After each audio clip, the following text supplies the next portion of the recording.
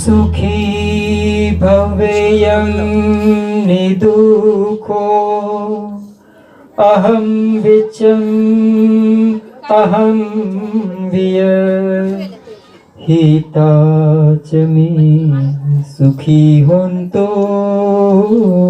मज्जता च यवेरिना। भगवान तथागत सम्यक संबुद्ध को तिवार अभिवादन। डॉक्टर बाबा साहब भीमराव अंबेडकर जिनकी धम्म क्रांति को हम आगे बढ़ा रहे हैं और हमारे पूज्य भदंत गुरुवर्य प्रज्ञाबोधि जी जिनके चरणों में सादर प्रणाम वंदन। यहाँ उपस्थित पूजनीय वंदनीय भदंत सागर बोधि जी और शांति रतन जी और आप सब श्रद्धावान उपासक तो है ही। हमारे पास बहुत कम समय है। हम जिसे बहुत बड़ा मानते हैं कि मेरे पास बहुत समय है, मैं इतना जीता हूँ, मैं इतना, मेरा 100 साल है, हमें बहुत लंबा समय लगता है, लेकिन हमारे पास इतना समय नहीं है। भगवान बुद्ध क्या कहते हैं धम्म पद में, किच्छो मनुष्य पटिलाभो किच्छो मच्चारम जीवितम किच्छो सद्धम्म देशना किच्छो बुद्धान उपादो। बुद्ध का उत्पन्न होना बहुत दुर्लभ है। हमको मनुष्य का जीवन मिला है, वो दुर्लभ है, बहुत कठिन है। उसी तरह से हमें जीवन मिला है, हमारा जीवन चल रहा है, वो बहुत दुर्लभ है। तो इसी जीवन को हमें सार्थक कैसे हम बना सकते हैं? हमारे जीवन को सार्थक हम कैसे बनाते हैं? हमारे जो सांसारिक गड्डी है बहुत बार पटरी पर से उतर जाती है और शहर में भी घुस जाती है ना। घर में पति पत्नी परिवार है, किधर से किधर खींचते हैं, एक वो दिशा में खींचता है, दूसरा दूसरी दिशा में खींचता है, कोई संवादिता नहीं है ना। तो हमारा जो संवादिता होनी चाहिए परिवार में वो नहीं होती। तो क्यों नहीं होती है? भगवान बुद्ध ने जब ही सम्यक संबुद्धत्व की प्राप्ति की, उनका ज्ञान प्राप्ति हुआ, उन्होंने धम्मचक्र का प्रवर्तन किया और परिनिर्वाण की प्राप्ति की।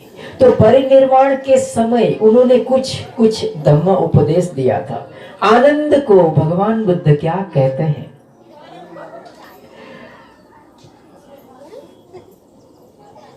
चत्तारी ठानानि आनंद दर्शनीयानि समेजनीयानि। कतमा चत्तारी पाली भाषा है, 4 स्थान है आनंद मेरे जाने के बाद। वो स्थान है श्रद्धावान जो कुलपुत्र है, सदस्य कुलपुत्रस्य, उसके लिए वो दर्शनीय होगा। अगर हम इस बात, भगवान बुद्ध ने जो बात कहा उसको अच्छी तरह से समझते हैं तो बहुत अच्छा होगा। देखिए भगवान बुद्ध कहते हैं कि 4 दर्शनीय स्थल है, वो हर एक बुद्धिस्ट यानी हम सब कौन है? श्रद्धावान है, कुलपुत्र है। तो हर एक इंसान को, हर एक उपासक उपासिकाओं को ये हमेशा देखना चाहिए, उसका दर्शन करना चाहिए, उसकी मुलाकात लेनी पड़े। मैं पहले ही बताया कि जीवन हमारा बहुत अल्प है। आपको बहुत जानकर आश्चर्य होगा कि हम जो छोटे छोटे कीड़े देखते हैं ना, कीड़े मकोड़े, हमको ऐसा लगता है कि ये बहुत, उसका आयुष्य कितना होता है? 2 दिन का। एक चींटी का आयुष्य कितना होता है? 2 दिन का। नहीं, उसका आयुष्य 2 दिन का नहीं होता है, उसका आयुष्य 100 साल का होता है। आप पूछेंगे बंते जी आप पागल हो गए, है ना? आपको ऐसा लगेगा बंते जी आप कुछ भी बोल रहे। चींटी की दृष्टि से समय अलग रीते काम करता है। वो 1 सेकंड में, 2-4 सेकंड में वो युवान बन जाती है, तो उसको लगता है कि मैंने तो 25 साल गुजार दिए। दूसरे 1-2 घंटे में वो शादी ब्याह करके सब संतान पैदा करती है, घर बर सब कर देती है, उसको लगता मेरा 50 साल हो गया। ये समय का भ्रमणा है। फिर वो वृद्ध हो जाती है, अंत में तो उसको लगता है इतना लंबा में जी, 100 साल जी। जो ये भ्रमणा है वो हमारे साथ भी है। हमसे ज्यादा आयुष्य दूसरे लोक में भी है। भगवान बुद्ध ने कहा है कि वो जिसका आयुष्य बहुत लंबा होता है, वो ऊपर से देखता है, उसको लगता है कि ये मनुष्य का आयुष्य कितना है, छोटा सा। तो इस छोटे से आयुष्य में हमें ये 4 दर्शनीय जो स्थल है उसकी मुलाकात लेनी चाहिए। तो क्या कहा, कतवा चत्तारो, कौन से 4 है? तो कहा कि इद तथागतो जातोति, जहां भगवान बुद्ध ने जन्म लिया। कौन सा वो स्थल था? लुम्बिनी। कौन सा? लुम्बिनी। लुम्बिनी नेपाल में, जहां भगवान तथागत सम्यक संबुद्ध ने जन्म लिया। इद तथागतो जातोति। दूसरा दर्शनीय स्थल कौन सा है? दूसरा दर्शनीय स्थल है इद तथागतो सम्मा संबुद्धोति, जहां तथागत सम्यक संबुद्ध ने सम्यक संबुद्धत्व की प्राप्ति की। कहां? कहां? बोध गया, जिसको कहा जाता था उरुवेला। उरुवेला बोध गया में भगवान बुद्ध ने सम्यक संबुद्धत्व की प्राप्ति की। ये दूसरा दर्शनीय स्थल है। तीसरा दर्शनीय स्थल कहा कि इद तथागतो अनुत्तरम धम्म चक्क पवन्तेति, जहां तथागत ने अनुत्तरम मानी जिसका कोई उपमा नहीं है, जिसका कोई उत्तर नहीं है, ऐसा धर्म चक्र प्रवर्तन तथागत ने किया। कहां किया? सारनाथ में, वाराणसी में, जिसको कोई कुछ लोग काशी भी कहते हैं, है ना। सारनाथ में, वाराणसी, भगवान बुद्ध ने धम्मचक्र प्रवर्तन किया। धम्मचक्र प्रवर्तन का अर्थ होता है भगवान तथागत सम्यक संबुद्ध ने पहला उपदेश दिया। पंचवर्गीय भिक्षु थे, उनको पहला उपदेश दिया, यानी जो धर्म चक्र था उसको चलाया। ये तीसरा दर्शनीय स्थल है। चौथा दर्शनीय स्थल बहुत महत्वपूर्ण। भगवान बुद्ध कहते हैं कि इद तथागतो अनुपादि शेषीय अनुपादि शेषाय परिनिभूत। क्या कहा? भगवान बुद्ध ने अनुपादि शेषीय मानी शेष कुछ भी नहीं रह जाता है। मानी हमारी काया है, भगवान बुद्ध जन्म मृत्यु जरा व्याधि के दुखों से मुक्त हो गए, यानी शेष कुछ भी नहीं रहा। अनुपादि शेषीय परिनिभूय सती, भगवान बुद्ध ने परिनिर्वाण प्राप्त किया, उन्होंने अपने शरीर को त्याग दिया। ये 4 दर्शनीय स्थल हम सब जितने भी सदस्य कुल पुत्र श्रद्धावान उपासक उपासिकाएं हैं, उन्हें देख लेना चाहिए। कल करे सो आज करे, आज करे सो अब, है ना। समय बीता ही जा रहा है, हमारे हाथ में थे बेलू रेत की तरह समय बीत जाता है ना। तो हम सबको जल्द से जल्द ये जो 4 दर्शनीय स्थल है, दूसरे भी भगवान बुद्ध के अनुसंधान में बहुत सारे स्थल है जो सब देखना चाहिए। भगवान बुद्ध ने जहाँ तपश्चर्या की थी, बहुत दुर्गेश्वरी, जहाँ बिंबिसार को जेल में रखा गया था, वो बिंबिसार की जेल। जेतवन आराम, जहाँ भगवान बुद्ध ने 47 वर्षावास किए।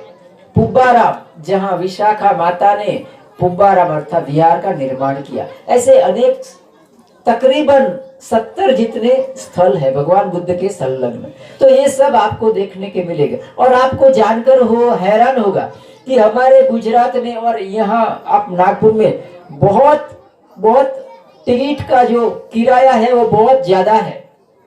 टिकट का जो फेयर है वो बहुत ज्यादा होता है। हमारे जो गुरुजी है ये 13,000 माने कुछ भी नहीं है, कुछ भी नहीं है।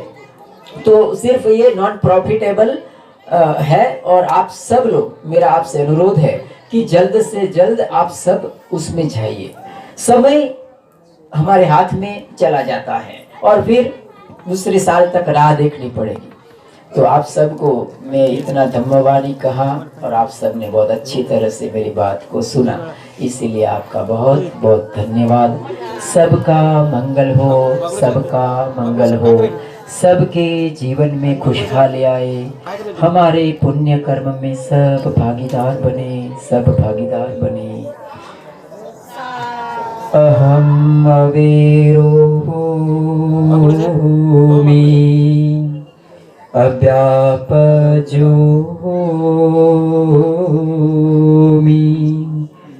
अनिघोमि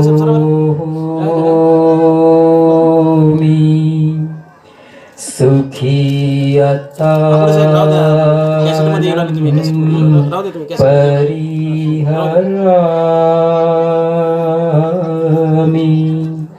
अहं भियमय्यम् आचार्य उपज्याय माता पितरु हित सत्ता मजतीक सत्ता फैरी सत्ता अवेराहोन्तु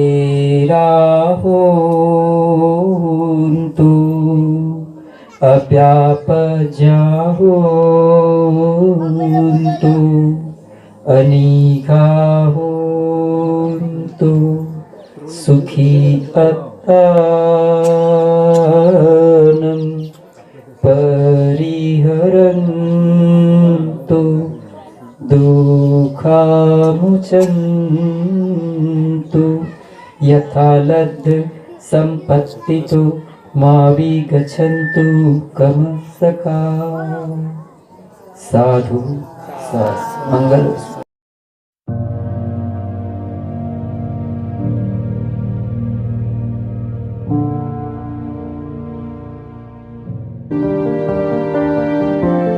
To accelerate the wheel of Dhamma, subscribe the channel and press the bell icon.